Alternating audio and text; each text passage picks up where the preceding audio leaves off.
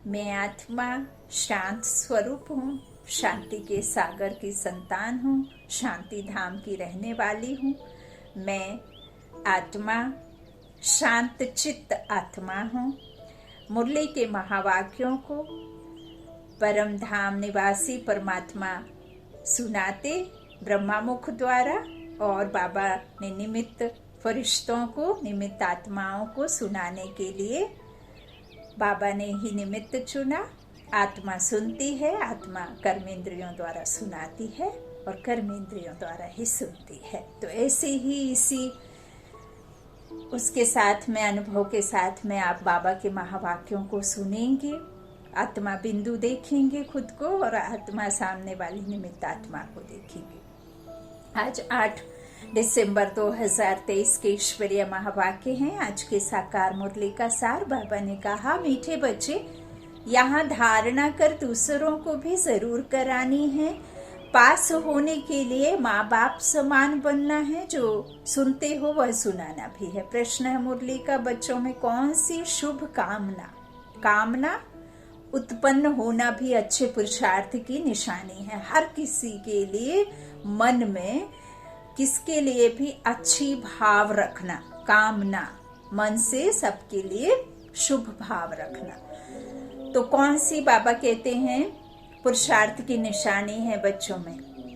उत्तर में बाबा ने कहा, बच्चों में यदि शुभ कामना रहती है कि हम माता पिता को फॉलो कर गद्दी पर बैठेंगे, तो यह भी बहुत अच्छी हिम्मत है। जो कहते हैं बाबा हम तो पूरा इम्तिहान पास करेंगे, यह भी शुभ बोलते हैं। इसके लिए जरूर पुरुषार्थ भी इतना तीव्र कराना है। गीत है हमारे तीर्थ न्यारे, सबसे प्यारे, सबसे न्यारे। ओम शांति।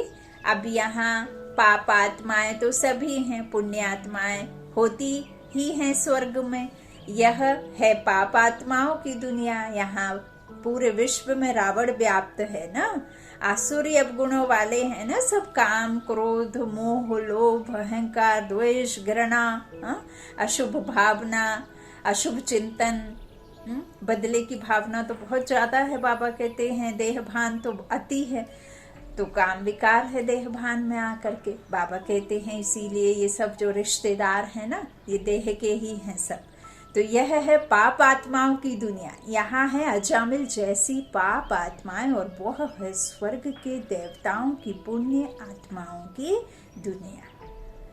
वही पूज्य स्वरूप है सबका। तो दोनों की महिमा अलग अलग है। हर एक जो ब्राह्मण है वह अपने इस जन्म की जीवन कहानी बाबा पास लिख भेजते हैं कि इतने पाप किए हैं, है ना। अपना बाबा कहते हैं ना, यदि आप इस जन्म का तो 6 वर्ष की आयु से पता रहता है, याद रहता है, तो पूरा सुना दें, इनसे भी आपके पाप कम हो जाते हैं, आपको युक्ति मिल जाती है, तो कहने से भी बोझ हल्का हो जाता है और बाबा कहते कम भी हो जाते। तो बाबा के पास सबकी जीवन कहानी है। बच्चों को पता है कि यहाँ सुनना और सुनाना है, तो सुनाने वाले कितने ढेर चाहिए। जब तक सुनाने वाले नहीं बने हैं तब तक पास हो ना सके, और सत्संगों में ऐसे सुनकर फिर सुनाने के लिए बांधे हुए नहीं हैं। यहाँ धारणा कर फिर करानी है, फॉलोअर्स बनाने हैं, ऐसे नहीं एक ही पंडित कथा सुनाएगा। यहाँ हर एक को माँ बाप समान बनना है। बाबा कहते हैं यहाँ पे कोई ऐसे नहीं है कि आप सुनाओ। बाबा कहते हैं पहले धारणा कराना है। फॉलोअर्स खुद के नहीं बनाना है, उसे एक के बनाने हैं ना। परमात्मा का ज्ञान देकर परमात्मा के साथ ही बुद्धि योग हर एक का जुड़ाना है। यहाँ माँ बाप भी अपने घर का रास्ता भूले बैठे हुए हैं। अब वो कौन सा रास्ता है घर का? परम धाम का, है ना। सभी भूले हैं ना। तो इसीलिए एक बहुत प्यारा गीत भी है ना, हो गई है सांझ चलो लौट चले घर। तो बाबा कहते हैं अभी तो ये है ही ना, सबको भूल गए, धनी को भूले, माँ बाप को भूल गए। तो बाबा कहते हैं औरों को सुनाएं तब पास हो और बाप के दिल पर चढ़े। नॉलेज पर ही समझाया जाता है, वहां तो सब कहेंगे श्री कृष्ण भगवान वाच। यहाँ कहा जाता है ज्ञान सागर पतित पावन, गीता ज्ञान दाता शिव भगवान वाच। राधे कृष्ण व लक्ष्मी नारायण को भगवान भगवती नहीं कहा जा सकता, लॉ नहीं, परंतु भगवान ने उन्हों को पद दिया है। भगवान ने उन्हों को पद दिया है, बनाने वाला उनको गॉड है ना, भगवान ने बनाया है, तो वो आपको नहीं बना सकते, उन्हें भगवान भगवती नहीं कह सकते। बाबा कहते हैं ये लॉ ही नहीं है। बाबा कहते हैं तो जरूर भगवान भगवती ही बनाएंगे, इसलिए नाम पड़ा है। तुम अब विजय माला में पिरोने का पुरुषार्थ कर रहे हो। माला तो बनती है ना, ऊपर में है रुद्र, रुद्राक्ष की माला होती है ना, ईश्वर की माला यहाँ बन रही है ईश्वर के द्वारा। यह कहते हैं हमारे तीर्थ न्यारे हैं। वह तो बहुत धक्के खाते हैं तीर्थों पर। तुम्हारी बात ही न्यारी है, तुम्हारी बुद्धि का योग शिव बाबा के साथ है। रुद्र के गले का हार बनना है, माला के राज को भी जानते नहीं।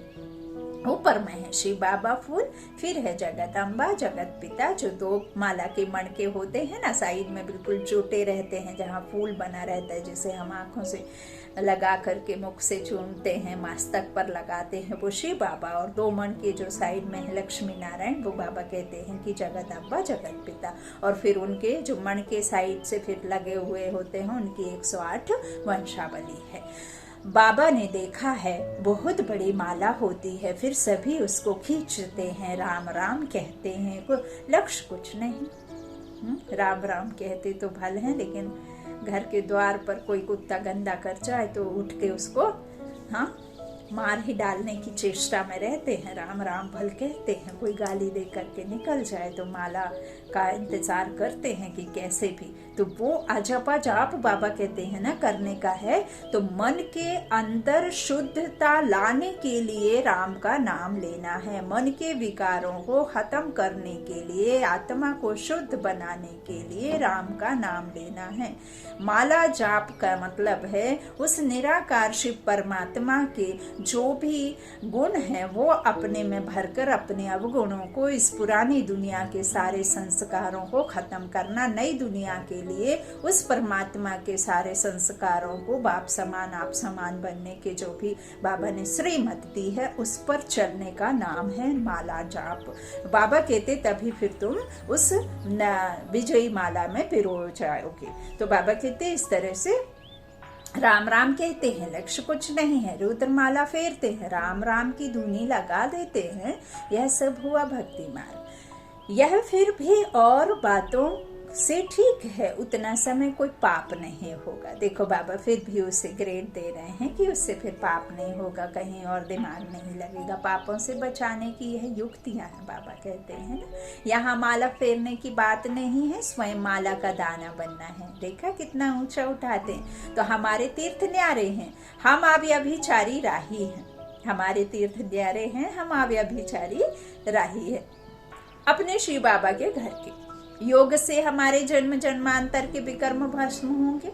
श्री कृष्ण को कोई दिन रात याद करे, परंतु विकर्म कदापि विनाश हो ना सके। राम राम कहा तो उस समय पाप नहीं होगा, फिर पाप करने लग पड़ेंगे। नवरात्रे में 9 दिन का ना जाने कैसे कैसे सात्विक रूप से व्रत रखते हैं, फलाहार करते हैं, बिना चप्पल के रहते हैं, मुख से मौन व्रत रखते हैं, और कितने तरह से व्रत रखते हैं। लेकिन जैसे ही वो खत्म हुआ, सात्विक भोजन तो छोड़ो, इतना अधिक मीट मांस खाएंगे कि जिसका कोई अंदाजा भी नहीं रहता है, सुबह शाम दोपहर। तो बाबा कहते हैं उस समय नहीं करते, फिर करने लग पड़ते हैं। तो ऐसे नहीं, पाप कटते हैं या आयु बढ़ती है। इतना तो भक्ति वालों को भी पता है कि ईश्वर आपकी सात्विकता, आपके विचारों की जो सात्विकता है, पहनावे की नहीं, बल्कि आपके अंतर मन में जो आपके भाव हों वो अच्छे हों, तब परमात्मा आपके ऊपर में खुश होता है। लेकिन ये नहीं है कि बाबा कहते हैं थोड़े समय के लिए, 2 दिन 4 दिन के लिए करके फिर वही पाप करने लग जाते हैं, तो उससे आपके पाप खत्म तो नहीं होंगे, बढ़ते जाएंगे। बाबा कहते हैं ऐसे नहीं पाप कटते हैं या आयु बढ़ती है। हाँ, यहाँ योग बल से तुम बच्चों के पाप भस्म होते हैं और आयु बढ़ती है। तो जन्म जन्मांतर के लिए आयु अविनाशी हो जाती है। बाबा ने क्या कहा, ऐसे नहीं है कि फिर आपका बिल्कुल चिरंजीवी, मतलब आपका कोई आयु छीन ही नहीं सकता, लेकिन 150 वर्ष की आयु गोल्डन एज बाबा ने कहा, तब तक आपका कोई बाल बांका नहीं हो सकता है। मनुष्य से देवता बनना, इसको ही जीवन बनाना कहा जाता है। देवताओं की कितनी महिमा है। अपने को कहेंगे हम नीच पापी हैं, लेकिन ये आरतियों में गाएंगे, दूसरा कोई कह देगा तो डंडा मार के उसे भगाएंगे या फिर उसको मौत के घाट ही उतार देंगे, कह दे कोई भला नीच पापी। तो बाबा कहते जरूर सब ऐसे होंगे, गाते भी हैं, मुझ निर्गुण हारे में कोई गुण नाही, मैं मूर्ख, तुमसे मैं सेवक तुम स्वामी, ऐसे गाते ना, तन मन धन सब कुछ है तेरा, ऐसे कहते। तो आप ही तरस परोई, बाबा कहते मुझ निर्गुण हारे में कोई गुण नाही, आप ही तरस परोई। यह परमात्मा की महिमा करते हैं, वह तुमको सर्व गुण संपन्न श्री कृष्ण समान बना देते हैं। तुम अब बन रहे हो, इसके आगे कोई गुण नहीं है। एक निर्गुण बालक की संस्था भी है, अर्थ नहीं समझते। एक निर्गुण बालक की संस्था भी है, अर्थ नहीं समझते। निर्गुण किसको कहते हैं? तुम बच्चे जानते हो, श्री कृष्ण व लक्ष्मी नारायण के गुणों की ही महिमा गाते हैं, सर्वगुण संपन्न, लेकिन उन्हें बनाने वाला तो भगवान है। अब फिर तुम वह बन रहे हो। और कोई सत्संग ऐसा नहीं होगा जहाँ ऐसे कहें, यहाँ बाप पूछते हैं तुम लक्ष्मी नारायण को वरेंगे व राम सीता को। आत्मा से खुद को पूछना है ना। बाबा तो पूछते हैं कि तुम्हारी आत्मा कहाँ तक पहुंची है, कौन से युग की आत्मा बनी है, लक्ष्मी नारायण के राज्य को या राम सीता के। तो स्व राज्य पर अधिकार करेंगे, स्व कर्मेंद्रियों को वश करेंगे, तब तो फिर स्व मतलब आत्मा खुद लक्ष्मी नारायण को बरेगी। तो बाबा कहते हैं इस तरह से बच्चे भी बेसमझ तो नहीं है, झट कहते हैं बाबा हम तो पूरा इम्तिहान पास करेंगे, शुभ बोलते हैं, परंतु ऐसे नहीं कि सभी एक समान बन सकेंगे, सब तो डॉक्टर ना बने। हाँ, बाबा कहते पूरी दुनिया ही बन जाए ना। तो फिर भी हिम्मत दिखाते हैं। मम्मा बाबा हैं शिव बाबा के मुरब्बी बच्चे। कोटों में कोई में भी कोई एक ही बच्चा बच्ची है, बाकी सब कोटों में कोई है। तो बाबा कहते हैं मुरब्बी बच्चा शिव बाबा ब्रह्मा बाबा को कहते हैं, मम्मा बाबा को। हम उनको पूरा फॉलो कर गद्दी पर बैठेंगे, यह शुभ कामना अच्छी है, फिर इतना पुरुषार्थ करना चाहिए। इस समय का पुरुषार्थ कल्प कल्प बन जाएगा, कल्प कल्प का बन जाएगा, गारंटी हो जाएगी। आपके पुरुषार्थ से पता पड़ेगा कि कल्प पहले भी ऐसे किया था, कल्प कल्प ऐसा पुरुषार्थ चलेगा। जब इम्तिहान होने का समय होता है तो पता पड़ जाता है हम कहाँ तक पास होंगे, है ना। मार्क्स भी एक एस्टिमेशन से निकाल लेते हैं कि कितने परसेंटेज आएंगे। टीचर को तो झट पता लग जाता है। यह है नरसे नारायण बनने की गीता पाठशाला, और गीता पाठशालाओं में ऐसे कभी नहीं कहेंगे कि हम नरसे नारायण बनने आए हैं। ना टीचर ही कह सकते कि मैं नरसे नारायण बनाऊंगा, और ना पढ़ने वाला। तो पहले तो टीचर को नशा चाहिए कि मैं भी नरसे नारायण बनूंगा। गीता के प्रवचन करने वाले तो ढेर होंगे, परंतु कहाँ भी ऐसे नहीं कहेंगे कि हम शिव बाबा द्वारा पढ़ते हैं। हम जब सेंटर जाते हैं तो हम यही कहते हैं कि हम बाबा की मुरली सुनकर आए, और जब हम सत्संग में जाते हैं तो हम कहते हैं फलाने पंडित से या फलाने कोई संत आत्मा से हम उनके भाषण सुन करके आए हैं, बहुत अच्छा उन्होंने बताया। लेकिन यहाँ सिर्फ सेंटर्स में ही हम कहते हैं कि भगवान से हम पढ़ करके आए हैं, भले फिर वो सुनाने वाला कोई भी टीचर निमित्त बहन भाई हो। वो तो बाबा कहते हैं मनुष्यों द्वारा पढ़ते हैं। तुम तो जानते हो ऊंचते ऊंच है परम पिता परमात्मा शिव, जो ही स्वर्ग का रचयिता नॉलेजफुल है, वही आकर पतितों को पावन बताते हैं। गुरु नानक ने भी उनकी महिमा गाई है, जब साहेब को दो सुख मिले। अब साहब कौन? अब तुम जानते हो ऊंचे ते ऊंचा सच्चा साहेब वो है। वह खुद कहते हैं मुझ बाप को याद करो, मैं तुम्हें सच्ची अमर कथा तीसरी की कथा सुनाता हूँ। तो यह नॉलेज है तीसरा नेत्र मिलने की व नरसे नारायण बनने की। हे पार्वतियाँ, मैं अमरनाथ तुमको अमर कथा सुना रहा हूँ। ऊंचे ते ऊंचा शिव बाबा है, फिर ब्रह्मा विष्णु शंकर, फिर स्वर्ग में लक्ष्मी नारायण, फिर चंद्रवंशी, नंबरवार चले आओ।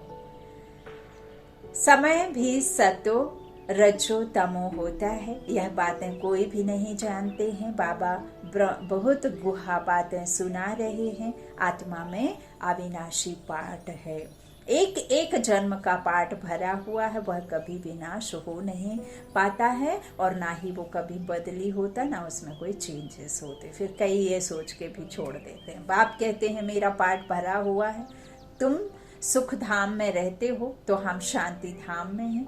सुख और दुख तुम्हारे नसीब में है।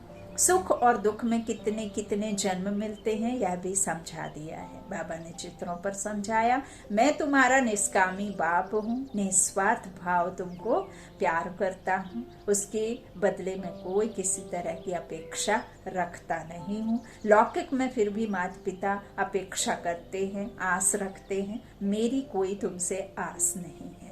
जो भी मैं तुमको सुनाता हूँ वो सब कुछ तुम्हारे लिए ही है। चाहे फिर वो मधुबन में इतने घर आदि बने हैं, कुछ भी है, वो सब तुम बच्चों के लिए ही बनाए हैं। मुझे जगह ही कितनी चाहिए, तो तुम सबको स्वर्ग का मालिक बनाता हूँ। अगर मैं भी पतित बनूं तो तुमको पावन कौन बनाएगा? सभी की पुकार कौन सुने? पतित पावन किसको कहें, यह बाप समझाते हैं। कोई गीता पाठी ऐसे नहीं समझा सकते। वो तो त्रिलोकी का अर्थ भिन्न भिन्न प्रकार से करते हैं। मनुष्य कहते हैं वेद शास्त्रों से भगवान से मिलने का रास्ता मिलता है। बाप कहते हैं यह सब शास्त्र हैं भक्ति मार्ग के लिए, मनुष्यों ने बैठ लिखे हैं। ज्ञान मार्ग वालों के लिए शास्त्र हैं नहीं, लेकिन शास्त्रों का बाबा हमें यथार्थ नॉलेज जरूर देते हैं कि शास्त्र क्या है। ज्ञान सुनाने वाला ज्ञान सागर मैं हूँ, बाकी सब है भक्ति मार्ग की सामग्री। मैं ही आकर इस ज्ञान से सर्व को सदगति देता हूँ। वह तो समझते हैं बुदबुदा पानी से निकल फिर समा जाता है, परंतु मिलने की तो बात ही नहीं। आत्मा इमॉर्टल है, वह कभी जलती कटती घटती नहीं है। बड़ी छोटी नहीं होती ना। बाप इन सभी बातों को समझाने देते हैं। तुम बच्चों के पैर से चोटी तक खुशी रहनी चाहिए। इस योग बल से विश्व के मालिक बन रहे हैं। यह खुशी भी नंबरवार है, एक रस हो नहीं सकती है ना। सबकी अलग अलग है। परमात्मा से दोस्ती, परमात्मा से प्यार, परमात्मा को किस तरह से किन हालातों में याद करते हैं, कोई सदा, कोई कभी कभी, कोई बिगड़ी पे, कोई कैसे कोई कैसे। तो इम्तिहान भल एक ही है, परंतु पास भी कर सके ना। राजधानी स्थापन हो रही है, उसका प्लान बता देते हैं। तो बाबा कहते हैं पढ़ाई तो एक के लिए ही है और एक के द्वारा ही है और एक की ही है ना। तो बाबा कहते हैं इम्तिहान सबका एक सा है, लक्ष्मी नारायण का, भगवान भगवती बनने का है ना, भगवान के द्वारा पढ़ने का। एक सी पढ़ाई पढ़ा रहे हैं, इम्तिहान एक सा है। लेकिन बाबा कहते हैं परंतु पास भी कर सके ना। राजधानी स्थापन हो रही है, उसका प्लान बता देते हैं। सूर्यवंशी में इतनी गद्दी, चंद्रवंशी में इतनी गद्दी। जानते हो ना? नहीं जानते हो, नहीं पता हो तो आप कमेंट के द्वारा पूछिएगा। इसमें बहुत लंबा मुरली खिंच जाता है, इसके लिए हर रोज रिपीट करना थोड़ा ज्यादा हो जाता है। तो जब बाबा ने कहा सूर्यवंशी में इतनी गद्दी, चंद्रवंशी में इतनी गद्दी, जो ना पास होते हैं वह फिर दास दासी, दास दासियों से फिर नंबरवार राजा रानी बनते हैं। अनपढ़े अंत में पद पाते हैं। बाबा समझाते तो बहुत हैं, कुछ भी ना समझो तो पूछ सकते हो। विवेक कहता है नहीं तो वह कहाँ जन्म लेते, वहां भी कोई कम सुख है क्या? बड़ा मान रहता है, बड़े महलों के अंदर रहते हैं, बड़े बड़े बगीचे होते हैं। चले जाओ बुद्धि से परम धाम से नीचे उतर करके अपनी नई दुनिया में, सुख की दुनिया में। तो वहाँ 2-3 मंजिल बनाने की दरकार नहीं रहती, क्योंकि वहाँ इतनी जनसंख्या नहीं रहती, मनुष्यों की मात्राएं कम होती हैं। तो पूरा विश्व ही हमारा है। तो एक का बाबा ने कई दफा कहा, जितना मधुबन में बाबा की जगह है, माउंट आबू में मधुबन, उतनी एक एक बच्चे की उससे भी कहीं अधिक एक की प्रॉपर्टी होती है। अब आप सोच सकते हैं वहां का नजारा कैसा होगा। तो बाबा कहते हैं इस तरह से वहां 2-3 मंजिल की दरकार नहीं रहेगी। हाँ, जमीन बहुत पड़ी रहती है, पैसे की कमी नहीं, बड़ा शौक रहता है बनाने का। जैसे यहाँ मनुष्यों को शौक रहता है ना, न्यू दिल्ली बनाई तो वह समझते हैं यह नया भारत है। वास्तव में तो नया भारत स्वर्ग को, पुराना भारत नर्क को कहा जाता है। वहाँ जितना जिसको चाहिए होगा तो सब ड्रामानुसार। महल आदि तो कल्प पहले बनाए होंगे वही बनेंगे। यह ज्ञान दूसरा कोई समझ ना सके, परंतु जिसकी तकदीर में है उनकी बुद्धि में ही बैठता है। बच्चों को पुरुषार्थ करना है, पूरा योग में रहना है। भक्ति मार्ग में श्री कृष्ण के योग में ही रहते आए। स्वर्ग के मालिक तो बने नहीं, अब तो स्वर्ग तुम्हारे सामने है। तुम परम पिता परमात्मा की बायोग्राफी, ब्रह्मा विष्णु शंकर की बायोग्राफी भी जानते हो और हमारी भी जानते। तो ब्रह्मा कितने जन्म लेते हैं यह तुमको मालूम है। नहीं पता हो तो पूछिएगा जरूर, लेकिन आप कंफर्म करिए, डॉट जरूर रखिए, प्रश्न को डॉट लगाइए। बाप कहते हैं यह माताएं स्वर्ग का द्वार खोलने वाली हैं, बाकी सब नरक में पड़े हुए हैं। माताएं ही सबका उद्धार करेंगी। हम परमात्मा की महिमा करते हैं, तुम समझ कर कहते हो शिव बाबा आपको नमस्ते। आप आकर हमें वारिस बनाते हैं, स्वर्ग का मालिक बनाते हैं। ऐसे शिव बाबा को आपको नमस्ते, दिल से प्यार, दिल से याद। बाप को तो बच्चे नमस्ते करते ही हैं, फिर बाप भी कहते हैं बच्चे नमस्ते। ओ बाबा, तुम भी मुझे पाई पैसे का वारिस बनाते हो, कौड़ी का वारिस बनाते हो। हम तुमको हीरे का वारिस बनाते हैं, शिव बालक को वारिस बनाते हो ना। अच्छा, मीठे मीठे सीखी लादे बच्चों प्रति माता पिता बाप दादा का याद प्यार और गुड मॉर्निंग, नमस्ते, सलाम मालकुम, वंदे मातरम। देखो बाबा के वो बच्चे भी जो अलग अलग दुनिया में अलग अलग धर्म में कन्वर्ट हो गए हैं, बाबा उनको भी कैसे अपने प्यार से खींच लेते हैं। आज का फिर से मैं बाबा का याद प्यार दूंगी। मीठे मीठे सीखी लधे बच्चों प्रति माता पिता बाप दादा का याद प्यार और गुड मॉर्निंग, नमस्ते, सलाम अलैकुम, वंदे मातरम। धारणा के लिए मुख्य सार पहला बाबा ने कहा, शिव बाबा के घर का व्यभिचारी राही बन योग बल से विकर्मों को दग्ध करना है। मेरा तो शिव बाबा एक, दूसरा ना कोई। मेरा तो रिश्तेदार ही एक है, रिश्तेदारी भी उसी एक से है, सारे रिश्ते उसी से। ज्ञान का सिमरण कर अपार खुशी में रहना है। दूसरा, बाप समान गद्दी नशीन बनने की शुभ भावना रखते हुए बाप को पूरा फॉलो करना है। वरदान है, शीतला देवी बन सर्व कर्मेंद्रियों को शीतल शांत बनाने वाले स्वराज्य अधिकारी भव। जो स्वराज्य अधिकारी बच्चे हैं उन्हें कोई भी कर्मेंद्रिय धोखा नहीं दे सकती। जब धोखा देने की चंचलता समाप्त हो जाती है तब स्वयं शीतला देवी बन जाते और सर्व कर्मेंद्रियां भी शीतल हो जाती। शीतला देवी में कभी क्रोध नहीं आता, संतोष रहता है सदा। कई कहते हैं क्रोध नहीं है, थोड़ा रौब तो रखना पड़ता है, लेकिन रौब भी क्रोध का अंश है। तो जहाँ अंश है वहाँ वंश पैदा हो जाता है। तो शीतला देवी और शीतल देव हो, इसलिए स्वप्न में भी क्रोध व रौब का संस्कारी मर्ज ना हो। स्लोगन है, आज्ञाकारी बच्चे स्वतः आशीर्वाद के पात्र होते हैं, उन्हें आशीर्वाद मांगने की दरकार नहीं। आज्ञाकारी बच्चे स्वतः आशीर्वाद के पात्र होते हैं, उन्हें आशीर्वाद मांगने की दरकार नहीं। आज मातेश्वरी जी के मधुर महावाक्य, नयनहीन अर्थात ज्ञान नेत्रहीन को राह बताने वाला परमात्मा को। नयनहीन अर्थात कोई ये नयनों का हीन नहीं, बल्कि ये बुद्धि रूपी नयन, ज्ञान रूपी नयन, इसको ज्ञान नेत्रहीन को राह बताने वाला परमात्मा। नयनहीन को राह दिखाओ प्रभु। अब यह जो मनुष्य गीत गाते हैं, नयनहीन को राह बताओ, तो गोया राह दिखाने वाला एक ही परमात्मा ठहरा। तभी तो परमात्मा को बुलाते हैं।